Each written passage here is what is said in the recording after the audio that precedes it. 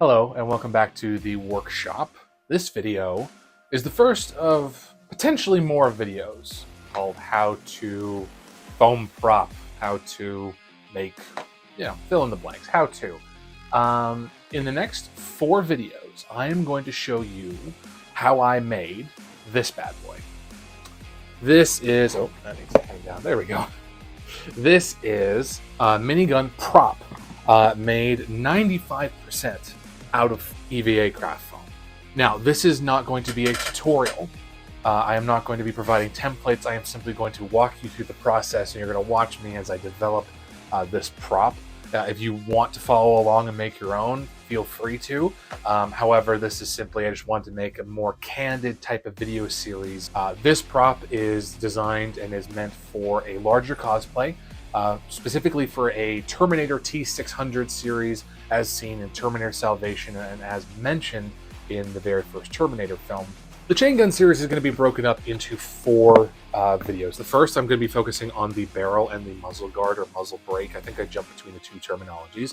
The next is going to be the body, which is these 3 cylinders here. The third is going to be the brace and the handle and the trigger mechanism up here. And the last is going to be the overall paint job and the detail work, such as all the rivets and all the weathering and some of the bullets. And finally, in that last episode, I'm also going to get this signed by Matthew G. Taylor, an actor best known, in my opinion, as playing Nemesis in Resident Evil Apocalypse. I hope you like the format. If you do like the format and you want to see more videos like this, a bit more candid, a bit more fluid, less tutorial, more walkthrough, please let me know in the comment section, like, subscribe, notification bell, whatever. But without further ado, let's get crafting. Okay, so the first thing I did was measure out using these cardboard tubes, which came from Tinfoil, a specific brand. So I'll be completely honest, I don't necessarily remember how long each of these are, something like 14 inches long. I basically measured out how long the piece would be. This is on paper, by the way. Poster paper or cardstock paper is usually what I use for templating. Yeah, so I figured out the width, so what the diameter of this thing is going to be, the circumference, to wrap the cardboard in foam, so that I could glue it together easier and paint it easier, and you don't get that kind of spiral design that a lot of cardboard tubes come with. As you can see, there are 2 lengths of cardboard tube that I used. One is from Tinfoil, the other one I honestly can't remember, but the other one was much longer, just based off of the fact that was 14. These ones are probably 16 inches, probably a little bit longer, but anyway, I did the same thing, tried to figure out a pattern to wrap them in 1mm craft foam, which you're about to see here. I cut it out. So yeah, that's kind of the first step was to figure out how to wrap the barrels. As I mentioned before, this whole video series is a new kind of format, so I'm actually recording this as sort of like a movie commentary. So I'm actually kind of recording this as I'm watching the videos. If you like this, let me know. If you don't like it, also let me know, because this is, again, a new format. I'm kind of testing all this out. So yeah, so you can see here, again, I've just kind of cut out all of the wrappings that I need for the different sizes of cardboard tubing. Then I went ahead and just tested the fit of the foam. There was going to be a little bit of a gap, but that's not the end of the world because I can simply hide this I just have to glue the gaps facing one another. So it's really not that big of a deal, so I pressed onward.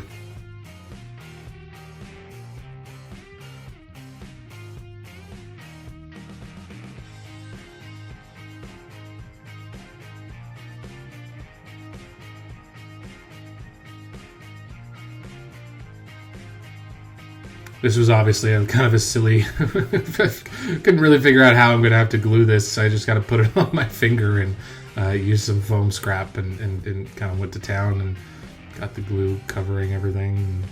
I felt silly doing it. Once the glue was ready to go, I laid down the cardboard tube, made sure everything was wrapped, and then I literally just like rolling pinned the cardboard onto the foam. And then kind of pressed everything down to make sure everything was fit, and that's the first barrel, and I need to make a bunch more. And this is me kind of showing you, I can hide the seam just by gluing the gaps in the foam against one another. And there we go. Those are all the barrels all glued. And as you can see, there are gaps on all of them, which again is not that big of a deal. As you can see, I have 2 of the really long cardboard tubes. One of them is going to be one of like the actual bullet barrels. The other one's simply going to be the support barrel. So I'm just going to go ahead now and glue all the barrels together, starting with the 2 longer ones, which are going to be the supporting structure. Everything is going to kind of hang and be weighted on these 2 barrels here. You can kind of see that this prop is very long and thin, and so the depth of field, the depth of focus is going to change quite a bit. So I hope it's not that big of an issue. But here we go, just kind of putting all the barrels together, one by one, gluing everything, making sure the gaps face towards the barrels, and then kind of working our way around the core structure there. Pressing everything down, making sure everything's together. If you were following along, you could probably use some hot glue and just get in the cracks and make sure that everything's glued together. But this is me kind of testing the fit, testing the length. And then the next step on this is to figure out the muzzle guard or the muzzle brake. I'm actually going to extend the length of the barrel because these didn't go as far as I wanted them to. But the first step to doing that is figuring out what the circumference of... I used a sewing measuring tape. Generally, I could figure out what the wrap of the cylinder could be very easily. It's the same process as I did for the cardboard tubes.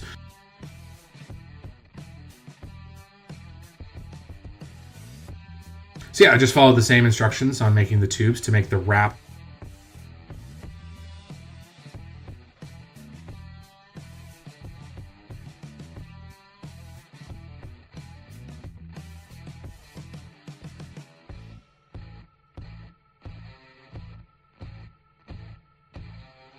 Here you can see that I necessarily, I made it a little too long, which is fine. You can always cut away. You can't, adding length is harder. So I went and took away some. I didn't want the muzzle brake to extend that far out.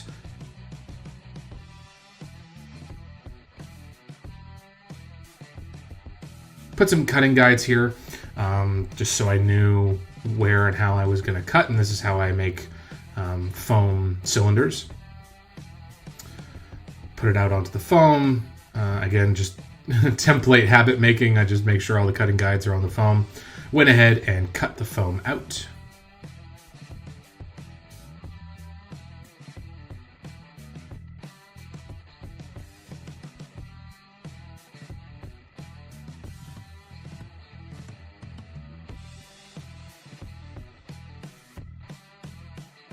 To make the face of the muzzle, I did some math using a circumference calculator. I actually went on to my editing program, created a perfect circle because I knew that I just really couldn't trust myself. Used the ruler method on the sides of the screen to make the necessary circle shape. So that's how I made the face. If you don't have this tool, I can definitely just recommend using other cardboard tubing or the lid of a peanut butter container, something like that. But this is how I did it. I did it digitally. And I exported it, printed it out. I'm going to go ahead and cut out the paper pattern. And then I'm going to trace that out onto the foam, cut that out, and then start to combine the muzzle wrap. The wrap for the muzzle guard and the muzzle face.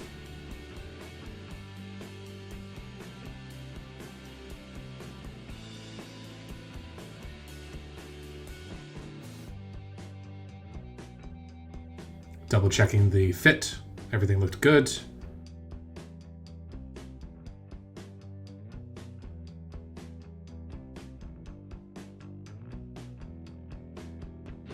Alrighty, and this is one of the cool things about a candid or more candid type of video.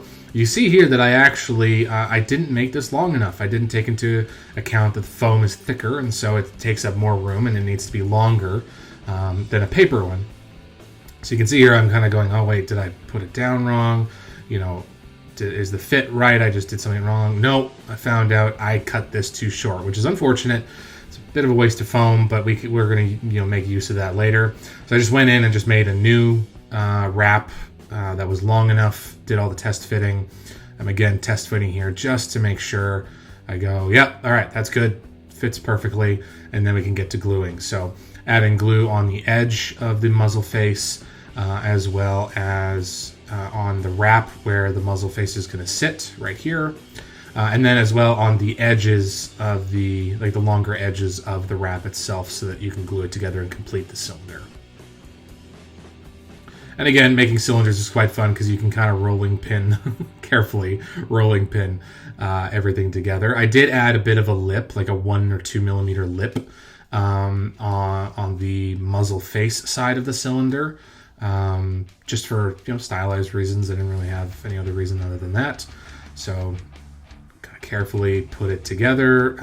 As I was putting this together, I definitely realized that I'm gonna need to use some foam clay to get this seam because it's just a little too rough, and so that comes in a later video, but I definitely kind of identified I was gonna have to use some foam clay to deal with that seam. But otherwise, cylinder went really, really well.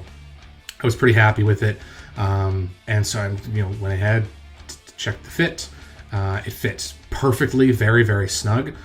So I went in, figured out how long I wanted the muzzle brake to stand off of the barrels, marked on the barrels where it was going to sit, and then I used the barrels to basically create where I wanted to make the barrel holes for the muzzle face to come out of.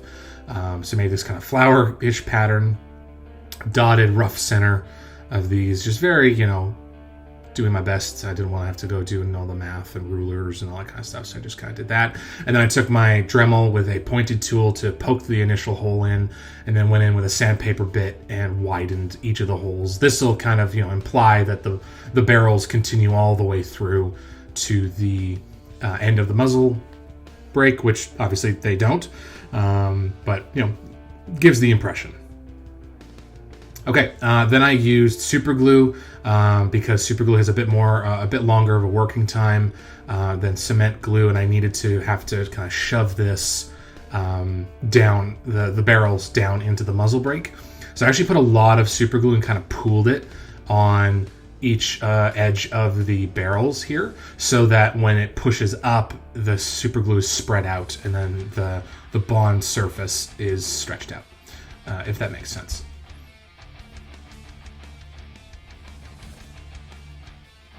So I got all the glue together, and then made sure everything was lining up. Did my best to try and make things as straight as possible, and so all the lines matched up and the guides and everything. I had to move it around slightly, but again, that's the benefit of working with super glue over cement glue, is once everything's cured and ready to go, you do have a bit of a work time before the bond sets in. I then went in and just used some super glue to reinforce some of the bonds and just add a little bit more super glue in there, and then use some scrap foam so that it wouldn't pool, and kind of force the super glue down into the cracks. So that's what you're seeing me do here.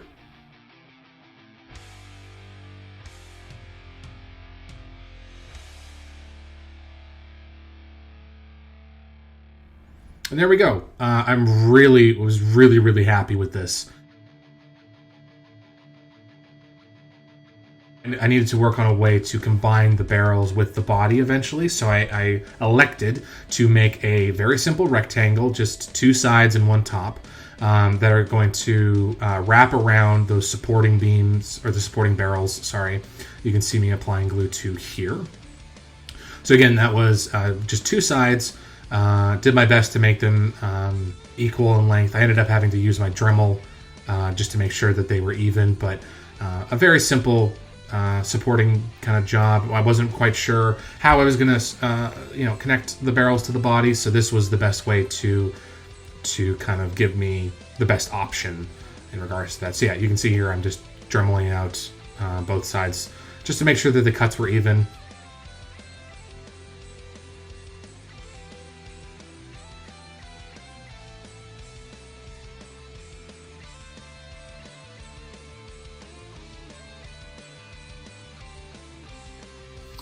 Alrighty, and that's part one. So this is the barrel section of the minigun, chain gun, whatever you want to call it. So again, just to kind of go over the different steps. These are cardboard tubes wrapped in EVA foam so that all the paint looks the same. I then created the muzzle guard, I guess, for the chain gun, including the face. I then, let's see if I get them in the light. There we go. Then use a Dremel to drill out the holes to make it look like the barrel holes go through, even though, as we know, the barrels only go about like that far into the actual muzzle itself. So that way I can extend the length and make it look a little bit better without even having the actual structure itself. Now, this part is where the body is going to attach to, and then all the weight will be able to be held onto this, but this is going to help attach the barrels to the body. Now, the body is going to be part two. It should be popping up at the end of the video here, a link to part two. If not, hit the notification bell, and when it comes out, you'll be able to check it out. But anyway, that's the end of part one of how to make a chain gun minigun prop. Thanks for watching. Please like this video and subscribe to the channel for more cosplay content.